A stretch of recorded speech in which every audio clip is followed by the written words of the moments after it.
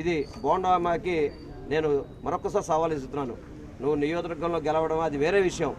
నీకున్న స్థానం ఏదైతే నీ ఆఫీస్ ఉందో ఆ డివిజన్లో మెజార్టీ సంపాదిస్తావో లేవో చూసుకోమని చెప్పి సవాల్ ఇస్తున్నాను. సార్, అవినీతి నిరూపిస్తే అందరూ తెలుసు. చంద్రబాబుకి అన్ని ఆధారాలతో కూడా పట్టుకోవడం జరిగింది.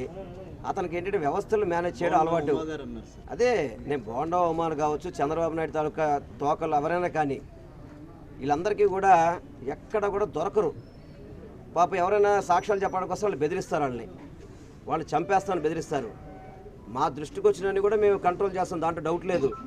కానీ నేను ఒకటే చెప్పదలుచుకున్నా, బోండోమాకి ఈ 5 సంవత్సరాల్లో ఏమైపోయావు నువ్వు? ఎందుకు నియోజకవర్గాలు తిరగలేకపోయావు?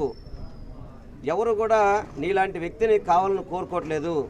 స్థలం కనబడితే కబ్జా చేయడం, టైం దొరికితే ప్యాక్ ఆడడం, ఇవన్నీ కూడా ఇటువంటి అలవాటు పనులు మనకు అవసరమా? బైక్ రేసులు అంటారు, డ్రగ్ కేసులు అంటారు, ఇవన్నీ ఎవరి మీద ఉన్నాయి? వాళ్ళ కుటుంబం మీదే కదా. అటువంటి కుటుంబం మనకు అవసరం ఇక్కడ అని చెప్పి ఈరోజు ప్రజలే కోరుకుంటున్నారు. ప్రజలకి జగన్మోహన్ రెడ్డి గారి సంక్షేమ పథకాలు అభివృద్ధి కావాలనుకుంటున్నారు, మాకు తోడుగా ఉండే అభ్యర్థి కావాలనుకుంటున్నారు తప్ప భూ కబ్జాలు చేసేవాళ్ళు. ఇప్పుడు మేము కూడా మాట్లాడటం భూ కబ్జా అని చెప్పి మేము ఆడుతున్నామా? ఎవరు అడిగారు? ఎవరు భూ కబ్జాల గురించి చెప్పింది? ఎవరు మొట్టమొదటిగా సోషల్ మీడియా ట్రోల్ అవుతుంది? ఎవరిది? వాళ్ళ పార్టీలో ఉన్న వ్యక్తులే కదా. వాళ్ళ పార్టీలో ఉన్న ఇంకో వర్గమే పెట్టింది అంటే మరి దానికి అతను సమాధానం చెప్పుకోవాలి కదా. మరి వాళ్ళ పార్టీలో కదా సోషల్ మీడియాలో ట్రోల్ అవుతున్నాయి. ఏ స్థలాలు కబ్జా చేశాడు, ఏ విధంగా చిన్నపిల్లలు హెల్త్ బాగోకపోతే కూడా వాళ్ళ స్థలాలు కబ్జా చేస్తుంటే పాప ప్రాణాలు పోయినాయని సంగతి ఇవన్నీ తెలిసినవే కదా దీంట్లో. లేకపోతే అతను ఏమన్నా చక్కటి వ్యాపారం చేస్తున్నాడు? ఏం వ్యాపారం చేస్తున్నాడు? ఇంత డబ్బు సంపాదించాడు, ఎక్కడ సంపాదించాడు? అతను తుప్పు వ్యాపారం చేసేవాడు, వేస్ట్ అమ్మేవాడికి ఇంత డబ్బులు వస్తాయా? దొంగతనాలు, దోపిడీలు, కబ్జాలు, గోండాగిరీలు ఇవి చేశాడు కాబట్టే సెటిల్మెంట్లు, సెక్స్ రాకెట్లు, కాల్ మనీలు ఇవన్నీ చేసింది వాళ్ళే కదా. ఇవన్నీ వాళ్ళు చేశారు కాబట్టి ఈరోజు ఈ ప్రజానీకం కోరుకోవట్లేదు అతన్ని.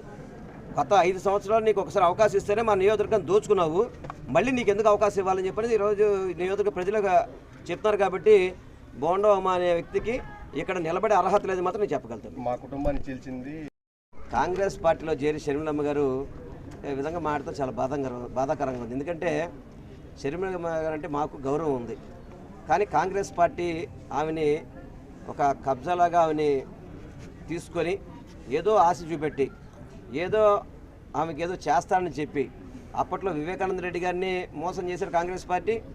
ఈరోజు షర్మిలమ్మని మోసం చేస్తున్నారు. నిజంగా కాంగ్రెస్ పార్టీకి మన రాష్ట్రంలో ఓటు ఉందా చెప్పండి ఒకసారి ఎవరికైనా కానీ. మన రాష్ట్ర ప్రజలు కాంగ్రెస్ పార్టీని ఎవరైనా హర్షిస్తారా? ఈ రాష్ట్రాన్ని అడ్డగోలు విభజించి ఈ రాష్ట్రాన్ని అప్పుల ఆంధ్రప్రదేశ్గా మనకు అప్పుచెప్పి ఈరోజు మనకి కనీసం విభజన చట్టంలో ఈ పోలవరంది కానివ్వండి, అదేవిధంగా రైల్వే జోన్ కానివ్వండి, ప్రత్యేక హోదా కానివ్వండి, సరిగ్గా దాన్ని చట్టబద్ధత చేయకుండా ఈ రాష్ట్రాన్ని మోసం చేసిన పార్టీ కాంగ్రెస్ పార్టీ. ఆ కాంగ్రెస్ పార్టీలో కూర్చొని షర్మిలమ్మ మాట్లాడితే ఎంతవరకు సమంజసం? వైఎస్ రాజశేఖర రెడ్డి గారు ఒక మహానుభావుడు. అటువంటి వ్యక్తి కాంగ్రెస్ పార్టీ నేను కేంద్రంలో ఇటు రాష్ట్రంలో అధికారం తీసుకొస్తే అతని మీద ఎఫ్ఐఆర్లో అతని పేరు పెట్టడం అనేది, చనిపోయిన వ్యక్తి మీద పేరు పెట్టడం అనేది సమంజసమా? ఈరోజు షర్మిలమ్మ వచ్చేసి సోనియా గాంధీ గారికి తెలియదు అంటాను. అంటే సోనియా గాంధీ గారికి తెలియకుండా కేసులు పెడతారా? 16 నెలలు జగన్మోహన్ రెడ్డి గారిని జైల్లో పెట్టింది వాస్తవం కాదా? జగన్మోహన్ రెడ్డి గారిని తప్పు చేశారా? ఎప్పుడైనా ఆయన అధికారం అనుభవించాడా? ఒక ఎంపీగా ఎమ్మెల్యేగా ఉంటే ఉన్నారు తప్ప మంత్రి కానీ ఏదైనా ముఖ్యమంత్రి కానీ ఏదో సంతకం చేసే పవర్ ఏమన్నా ఆయనకి ఏమన్నా? అటువంటి వ్యక్తిని తీసుకొచ్చి 16 నెలలు జైల్లో పెడితే షర్మిలమ్మ ఎట్లా మాడతావు నువ్వు? అసలు ఆ పార్టీలో ఎలా చేరావమ్మా నువ్వు అసలుకి? ఈరోజు వైఎస్ఆర్ అభిమానులందరూ కూడా బాధపడుతున్నారు. షర్మిలమ్మ ఈ విధంగా స్వార్థపరాలు అవుతుందని చెప్పి ఎవరు అనుకోవాలి, ఎవరు కూడా.